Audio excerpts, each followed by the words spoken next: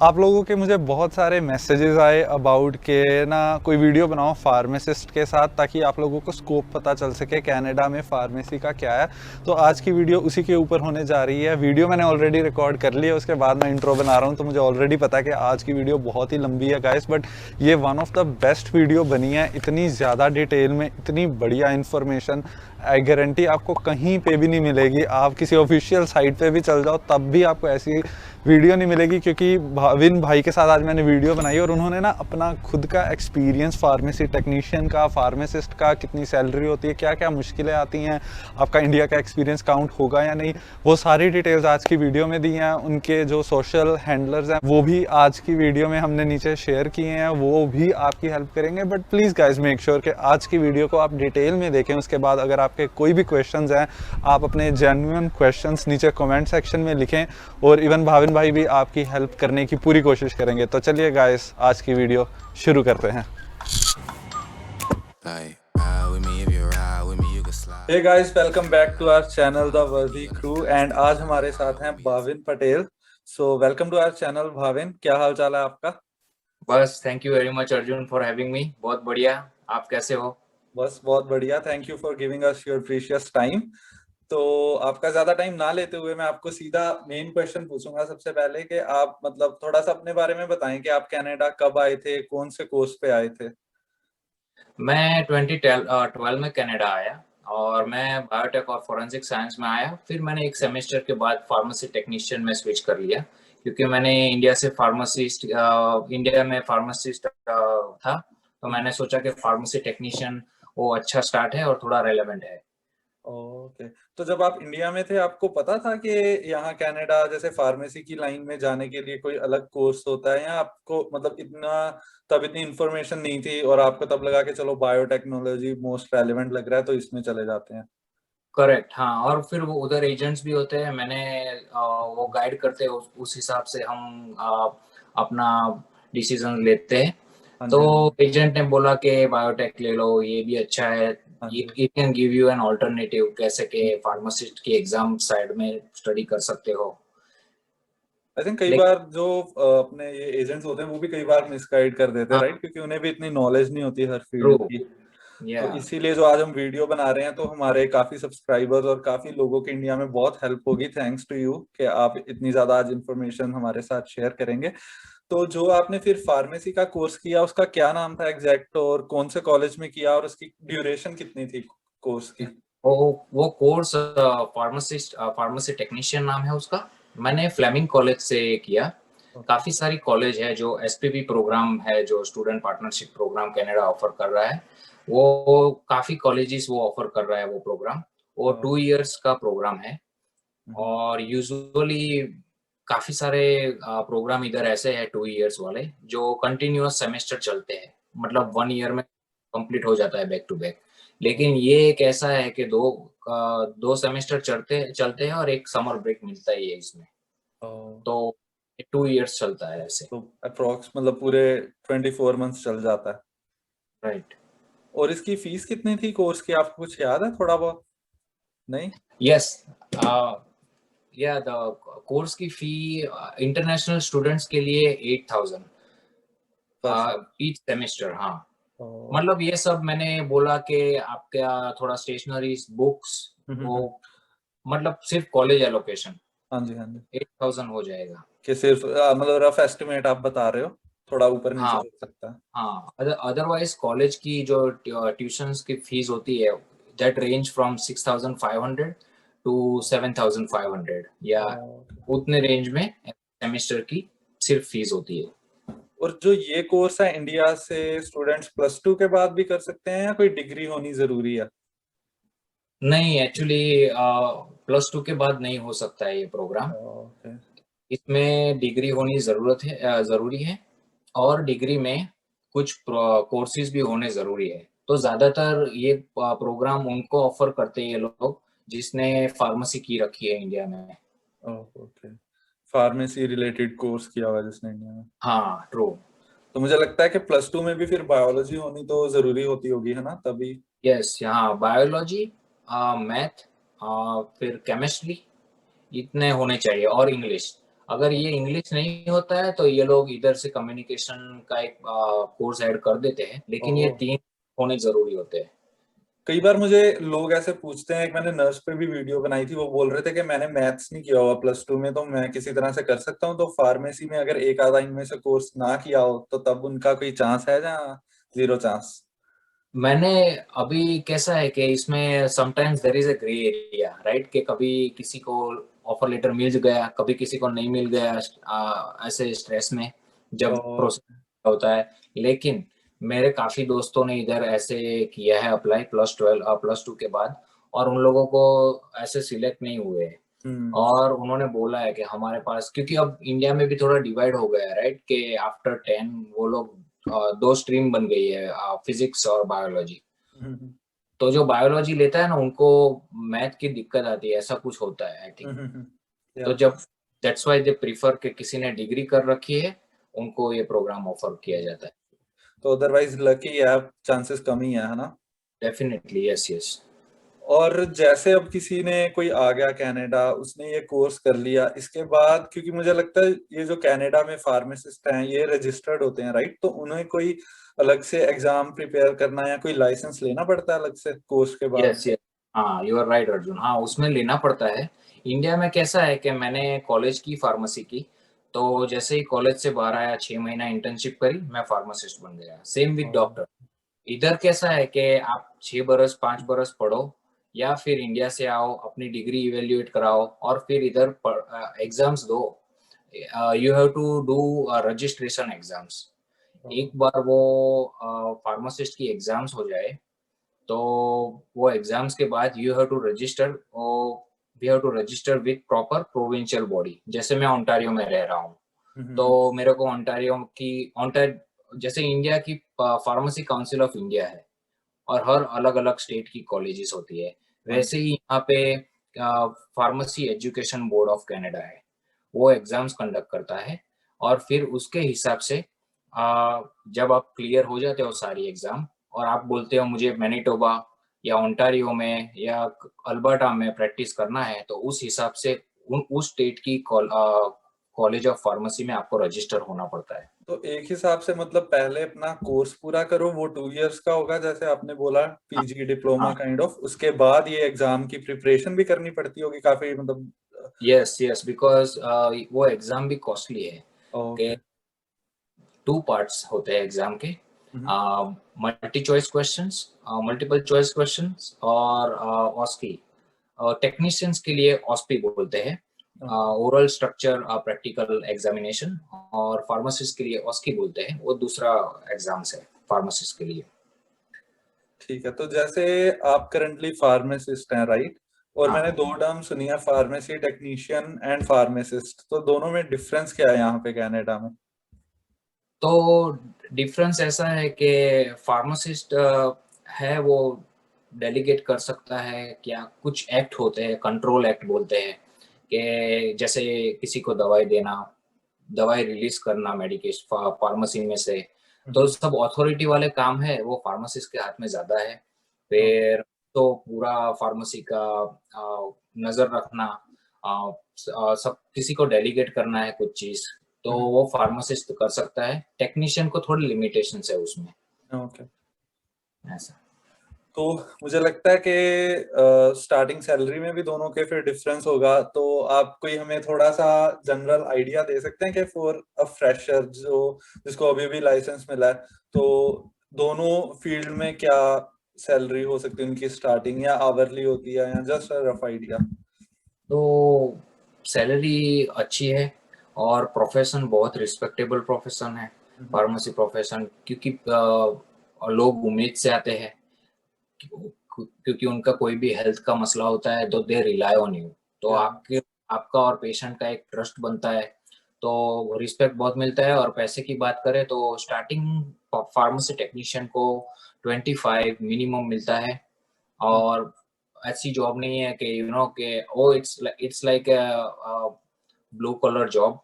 आप लोगों को काउंसल करो, लोगों की डिटेल्स लो, कॉन्फिडेंशियलिटी मेंटेन करो, ये सब उनके रिस्पॉन्सिबिलिटीज होती है। लेकिन $25 से 37 to 38 dollars for a technician.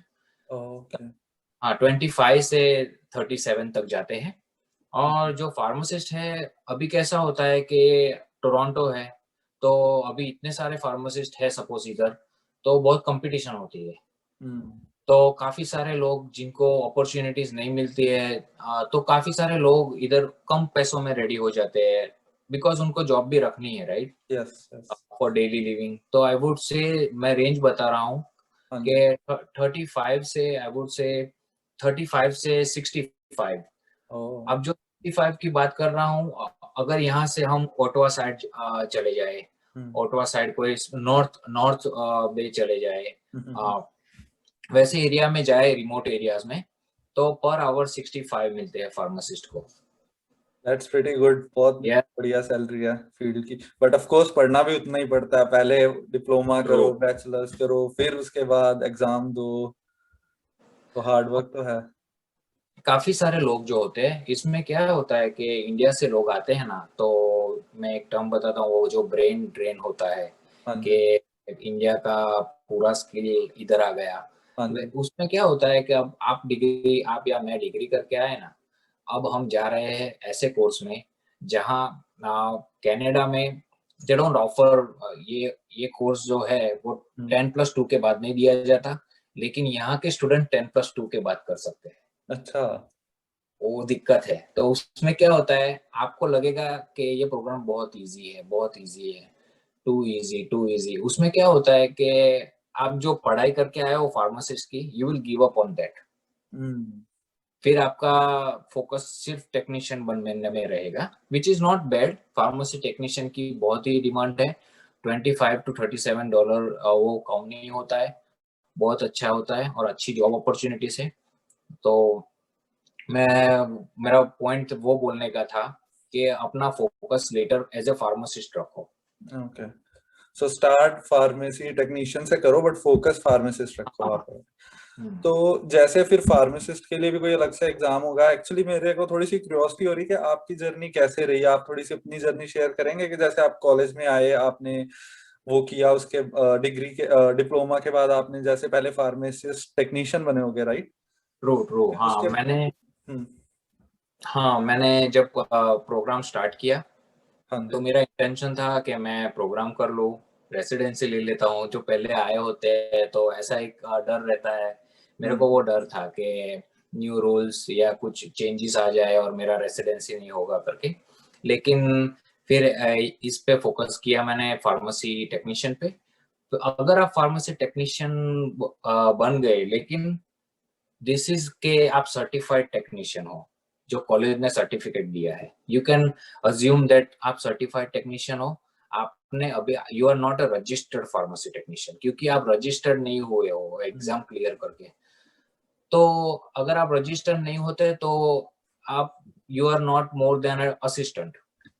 Hmm assistant technician और फार्मासिस्ट, तो असिस्टेंट की बहुत लिमिटेड ड्यूटीज होती है कि हम्म दवाई भरो, पैकेजिंग करो, कैश आउट करो पेशेंट को, या फिर वैसी सब फिलिंग डिस्पेंसिंग ऐसा होता है। हम्म तो मैंने सोचा कि टेक्नीशियंस की एग्जाम दे देता हूँ, तो इट विल हेल्प मी वो फाइनेंशियली एज वेल। तो मैंने टेक्नीशियंस की एग्जाम दे दी। मैंने वो क्लियर करने के बाद मैंने 3 बरस प्रैक्टिस की एज ए टेक्नीशियन। ओह। और फिर it's like a doctor nurse relation, वो टेक्नीशियन और फार्मासिस्ट का। ओके। तो इट्स लाइक आपको सारा कुछ टेक्निकल पता है, आपको क्लिनिकल नहीं पता है। हम्म बट द एडवांटेज फॉर जो सारे इंटरनेशनल स्टूडेंट्स होते हैं, उनका एडवांटेज ये होता है कि वो लोग बैचलर डिग्री करके आते हैं फार्मेसी में, हम्म। तो उनके पास क्लिनिकल नॉलेज ऑलरेडी है। हाँ जी। तो फिर मैंने सोचा कि जब मैं इंडिया में फार्मासिस्ट था, तो मैं इधर, फिर एक टाइम आता है जब आपको लगता है कि नहीं है, मेरे को फार्मासिस्ट बनना है। तो मैंने सोचा कि मैं फार्मासिस्ट बनूंगा अभी, क्योंकि आई एम गोइंग नोवेयर करके। I was not happy with, ऐसा नहीं है कि job was well paying, nice job, अच्छा था, डेस्क जॉब, मेडिकेशन चेक करो, प्रिस्क्रिप्शन साइन करो, ये सब। लेकिन फिर मैंने सोचा कि फार्मासिस्ट बन जाता हूँ, क्योंकि it gives you added advantage कि आप अपनी खुद की फार्मेसी ओपन कर सकते हो। हम्म तो फिर मैंने फार्मासिस्ट की एग्जाम दे दी। मैंने क्लियर किया, फिर मेरे को गवर्नमेंट जॉब मिली पब्लिक हेल्थ में, अभी भी कर रहा हूँ। आज उधर से ही आया हूँ मैं वैक्सीनेशन दे के। ओके। तो इधर एक रीजन है, रीजन ऑफ वाटरलू में काम करता हूँ। ओके। तो उधर फिर दूसरी जॉब में करता हूँ एक आईडीए फार्मेसी में, वो एक रिटेल फार्मेसी है। और फिर मैं एक जॉब, मेरी फुल टाइम परमानेंट जॉब जो है वो एक मैकेसन फार्मेसी है, वो सेंट्रल फील्ड फार्मेसी है। ओके। वो एक अलग ऑपरेशन है, वो रिटेल जैसा नहीं होता है, लेकिन हाँ अच्छा जॉब है और अच्छा पे है। अभी the journey we are discussing के it is tough, but when you get there, आप वहां पहुंच जाते हो तो पूरी ग्रीनरी दिखती है आपको, एवरीथिंग इज वर्थ। या। मैं ऐसा, और ये एग्जाम्स का डाउन साइड है कि इट इज लिमिटेड अटेम्प्ट्स, हम्म। के टेक्नीशियन का प्रोग्राम किया तो MCQ exam, multiple choice questions exams, you can only appear 3 bar he appear कर सकते हो। ओके। अगर तीनों बार फेल हुए तो बोर्ड विल डिसाइड कि आपको मर्सी ट्रायल दिया जाए या नहीं। हम्म। फिर अगर आप उसमें क्लियर होते हो, फिर दूसरी एग्जाम भी सेम 3 बार। हम्म। तो 1-2 बार मैं फेल भी हो गया, तो टेंशन रहता है राइट, कि अभी एग्जाम जॉब सब रखना है। तो तो काफी मेहनत वाली बात है, ऐसे नहीं सीधा ही या बस आके लग गए। लोग लोग क्या करते हैं, 6-8 महीने बैठ जाते हैं, सिर्फ पढ़ाई करते हैं और एग्जाम दे देते हैं। हम्म। मेरे दोस्त सारे हैं जिसने हमारा पूरा, हम लोगों ने जो स्टार्ट किया है, अभी लाइब्रेरी में चलते हैं तो ग्रुप बन जाता है राइट, यू फाइंड हाँ जी, पीपल हाँ।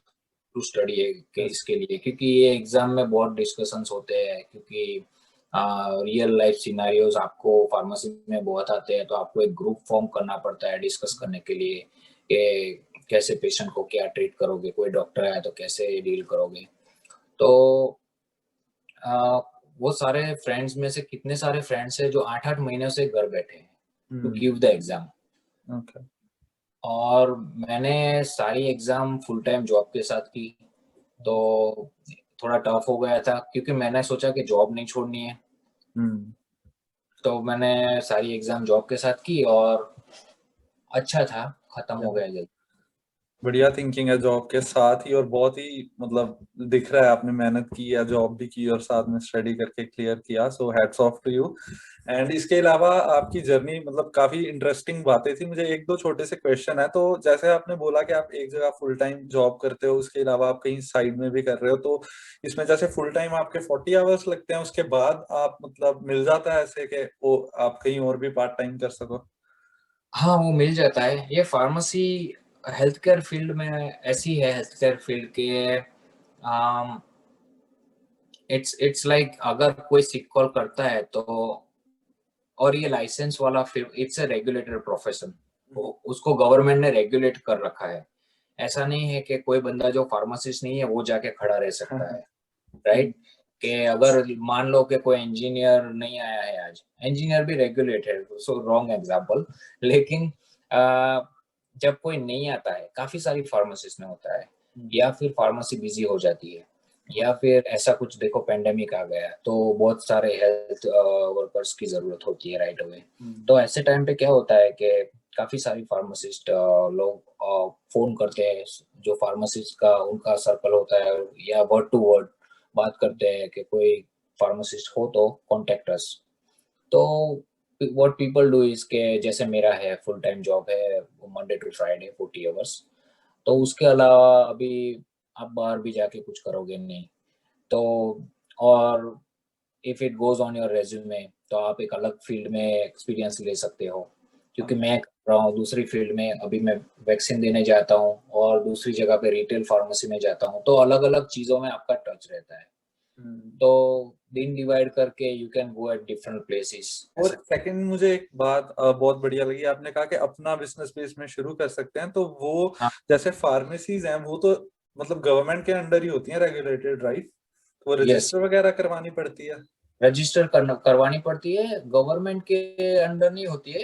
एक कॉलेज ऑफ फार्मेसिस्ट जो मैंने बोला, जैसे Ontario colleges, college Ontario college of pharmacist है, तो उसके थ्रू हमको रजिस्ट्रेशन करवाना पड़ता है। वो आपको एक एक्रीडिटेशन नंबर देते हैं, मतलब जैसे इंडिया में मान लो फार्मेसी काउंसिल ऑफ इंडिया, आप आपको स्टोर ओपन करना है तो आपको एक पेपर देगी अप्रूवल करके कि this is your licence number, store का लाइसेंस। फिर वो स्टोर में देखते हैं कि इतनी इतनी रिक्वायरमेंट होनी चाहिए, कि डिस्टेंस होना चाहिए पेशेंट के बीच में, इतना एक डेस्क होना चाहिए, ये वो करके वो सब होना चाहिए। और अपना स्टोर होना, it's a big thing, right? Yeah, और huge. For this profession Yeah. And it is possible.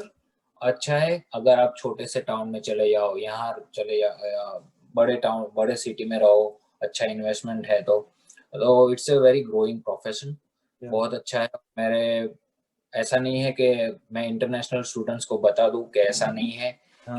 नहीं कर सकते। मेरे पास 3 ऑफर आई थी अभी स्टोर्स ओपन करने के लिए, बट मेरा कैसा है कि आई वांट वर्किंग पार्टनर। मेरे को कोई क्योंकि प्रॉब्लम क्या होता है कि टेक्नीशियन भी स्टोर ओपन कर सकता है। आप भी अर्जुन भाई, आपके पास पैसे है तो आप मुझे देके स्टोर ओपन कर सकते हो। अच्छा. लेकिन फार्मासिस्ट को क्या फायदा होता है कि अगर कोई फार्मासिस्ट पार्टनर है तो उसको मैं अगर बोलूंगा मुझे $45 to $50 पर आवर सैलरी चाहिए, तो नॉन फार्मासिस्ट पार्टनर है उसको ज्यादा चुभेगा कि you know I am paying a lot. लेकिन एज ए फार्मासिस्ट आप काम कर रहे हो तो खुद को आपको नहीं लगेगा कि ज्यादा हो रहा है, डेफिनेटली. तो वो एडवांटेज है।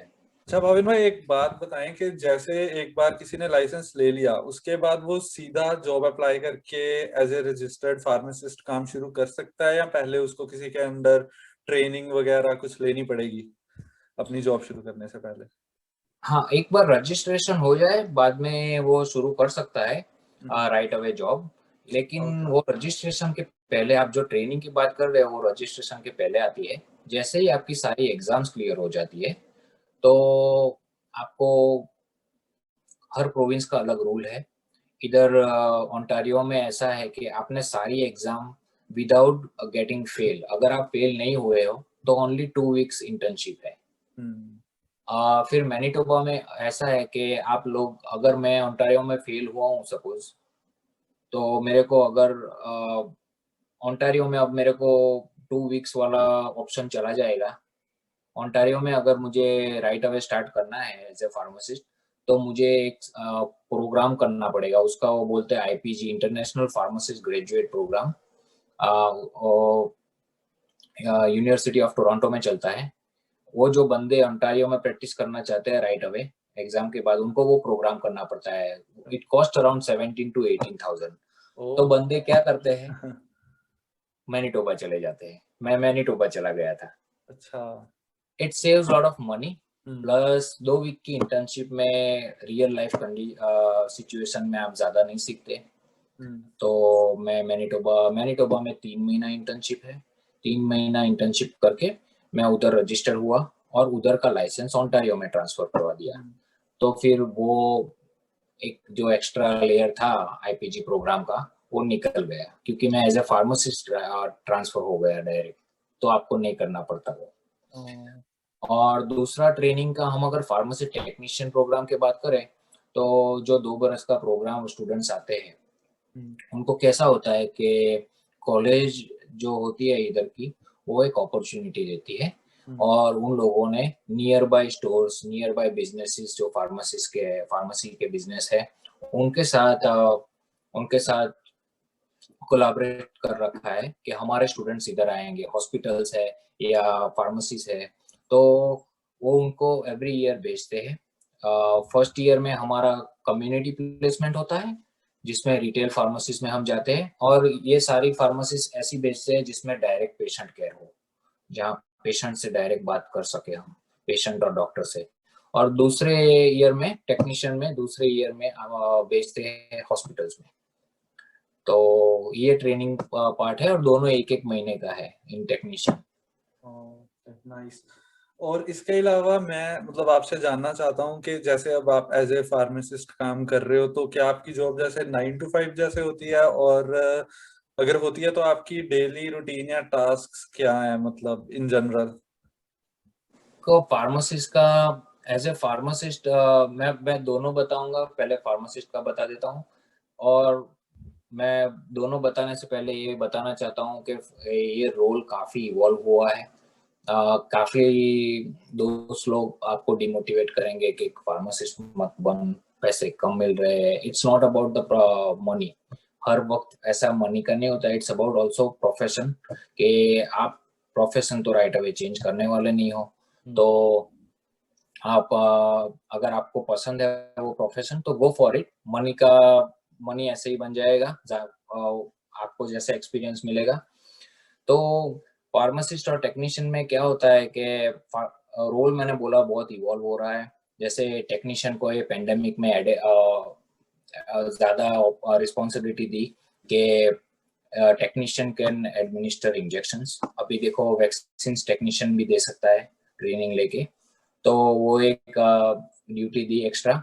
और फार्मासिस्ट का देखे तो वो लोग का पेशेंट, डायरेक्ट पेशेंट केयर और indirect patient care scope window है। डायरेक्ट पेशेंट केयर में आ गई आपका regular pharmacy, hospitals, assisted living, retirement home में आप काम करो, या कोई मेडिकल क्लिनिक में नर्सिस और डॉक्टर के साथ फार्मेसी बना के काम करो। और non non non indirect patient care में क्या होता है कि जैसे universities, government jobs, public health, जैसे मेरी जॉब एक है। फिर दूसरी हो गई कैनेडियन आर्म फोर्सेस। अगर आप कैनेडियन सिटीजन बन जाते हो तो you can apply in Canadian arm forces as a pharmacist, जहां आपको ऐसे कोई मिलिट्री बेस या फिर कोई मेडिकल डिपो पे काम करना मिल सकता है। फार्मासिस्ट सारे क्लिनिकल डिसीजंस लेता है। तो टेक्नीशियंस सारे टेक्निकल एनालिसिस पूरा कर लेता है कि आप जैसे मान लो आप कोई मेडिकेशन लेने आए, एडविल सपोज, आप बोलोगे मुझे एडविल चाहिए, मुझे सर दर्द हो रहा है, तो मेरे को बहुत क्लिनिकल नॉलेज नहीं है एज ए टेक्नीशियन, तो मैं क्या पूछूंगा, ओके सारा डिटेल ले लूंगा फॉर अ फार्मासिस्ट कि आपको कोई मेडिकल कंडीशन है, आपको कोई एलर्जी है, आपको कभी एडविल ली है और काम नहीं की है, ऐसा सब सब डिटेल ले लूंगा कि आपको क्यों हेडेक होता है, आप स्मोक करते हो, आपकी लाइफस्टाइल कैसी है, आप कोई मेडिकेशन लेते हो, आप कोई ओवर द काउंटर, ये सब डिटेल्स लेना फार्मेसी टेक्नीशियन के जॉब प्रोफाइल में आता है। या फिर आप प्रिस्क्रिप्शन लेके आओ तो फिर अगेन सारी डिटेल लेना, फिर प्रिस्क्रिप्शन एंटर करना, प्रिस्क्रिप्शन फिल करना, प्रिस्क्रिप्शन प्रिपेयर करके फार्मासिस्ट के लिए रखना। अब सपोज वही एग्जांपल में हम फार्मासिस्ट का ड्यूटी देखें तो फार्मासिस्ट पूरा देखेगा कि इसको एडविल चाहिए, ओके, इसको तो ब्लड प्रेशर है, एडविल देंगे तो ब्लड प्रेशर पूरा फ्लक्चुएट हो जाएगा, या फिर उसको किडनी प्रॉब्लम है, एडविल किडनी के लिए अच्छी नहीं है, या फिर ऐसे ही डायलिसिस पर है, तो वो लोग फार्मासिस्ट तब बोलेगा कि आपके लिए देखिए बहुत मामूली चीज है, राइट? पब्लिक को लगेगा कि इट्स ए नॉर्मल थिंग, मैं इधर सिर्फ एडविल के लिए आया हूँ, बट एक नॉर्मल थिंग, उनको अनकंट्रोल ब्लड प्रेशर है जो कंट्रोल नहीं है, या कोई डायलिसिस या किडनी फेलियर है, तो एक मैसिव ट्रेजेडी में इट कैन एंड अप, ऐसे खराब स्थिति बन सकती है। तो फार्मासिस्ट तब आता है एंड उनको एडवाइस करता है आप एडविल मत लो, एक काम करो टाइलेनॉल ले लो। और इसके अलावा आपको क्या लगता है आने वाले टाइम में इसका स्कोप अच्छा है काफी या ठीक ठाक है? आप क्या सजेस्ट करते हो इंडिया में जो स्टूडेंट्स हैं वो आना चाहते हैं?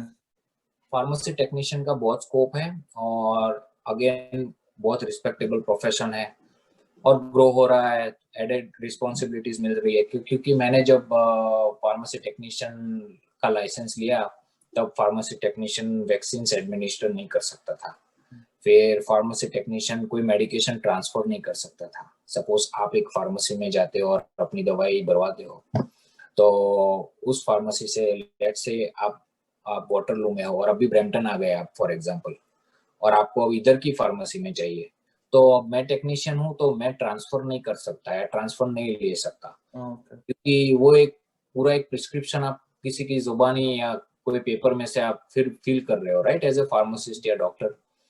अभी वो हो गया है, तो बहुत सारी अथॉरिटीज मिल रही है टेक्नीशियंस को, तो एक बहुत बढ़िया प्रोग्राम है, और मोस्ट इम्पोर्टेंट के एक रेगुलेटेड प्रोफेशन है। और एक लास्ट क्वेश्चन मैं आपसे पूछना चाहता हूँ कि जो लोग ऑलरेडी इंडिया में प्रैक्टिस कर रहे हैं, फार्मासिस्ट हैं, 2-3 साल का में भी एक्सपीरियंस भी है, तो उन्हें कोई एडेड एडवांटेज होता है इस कंप्लीट प्रोसेस में कहीं पे, या उनको भी सेम स्टेप बाय स्टेप जाना पड़ेगा सारे प्रोसेस से? हाँ, उनको भी जाना पड़ेगा step by step. Pharmacy technician के लिए ये प्रोग्राम करना जरूरी है। अगर आप आते हो तो ये प्रोग्राम करके ही आप एग्जाम लिख सकते हो।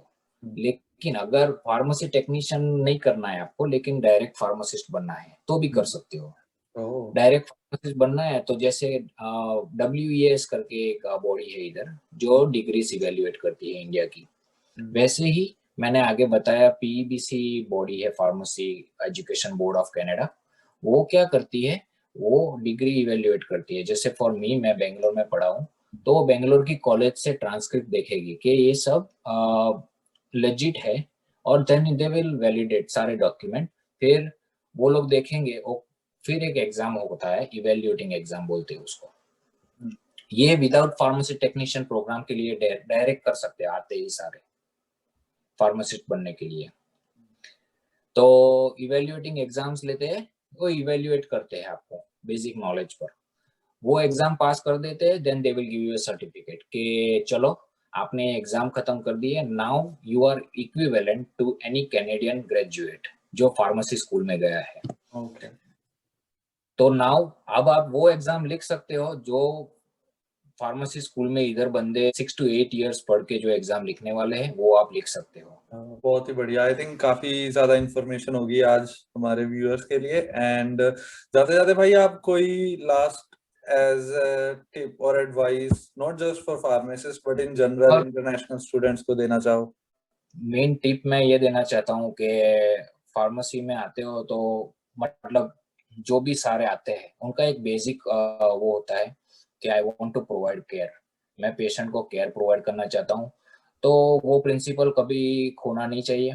तो कोई भी एग्जाम इजीली क्लियर कर दोगे, क्योंकि पेशेंट जरूरत में आते हैं और उनको मेडिकेशन चाहिए होती है। तो आपका अगर एम ऐसा है कि मैं केयर प्रोवाइड करूंगा, तो इस हिसाब से स्टिक विद द प्रिंसिपल के you are for their safety and their concerns. So I'm sure like you will come out with bright colors. So thank you so much Bhavin भाई, you are like very humble, polite and kind कि आपने इतनी ज्यादा precious information इतने लोगों के साथ share की। Thank you for your time। and आपको भाई का LinkedIn, Instagram हैंडलर सब कुछ आपको वीडियो के डिस्क्रिप्शन में मिल जाएगा, और कुछ बहुत ही बढ़िया इंफॉर्मेशनल लिंक्स फार्मेसी के रिलेटेड वो भी भाई शेयर कर रहे हैं, मैं डिस्क्रिप्शन में छोड़ दूंगा। और अगर आपके कोई और क्वेश्चन है तो ऑफ कोर्स कमेंट सेक्शन में भी छोड़ सकते हैं, आप भाई को भी कांटेक्ट कर सकते हैं। So thank you so much guys, I'll see you in the next video, take care, bye. Like, ride with me if you ride with me, you can slide with me if you feel like 550 on the 5 sticky, come get high with me, that's a deal, right? Ride with me if you ride with me, you can slide with me if you feel like 550 on the 5 sticky, come get high with me, that's a deal.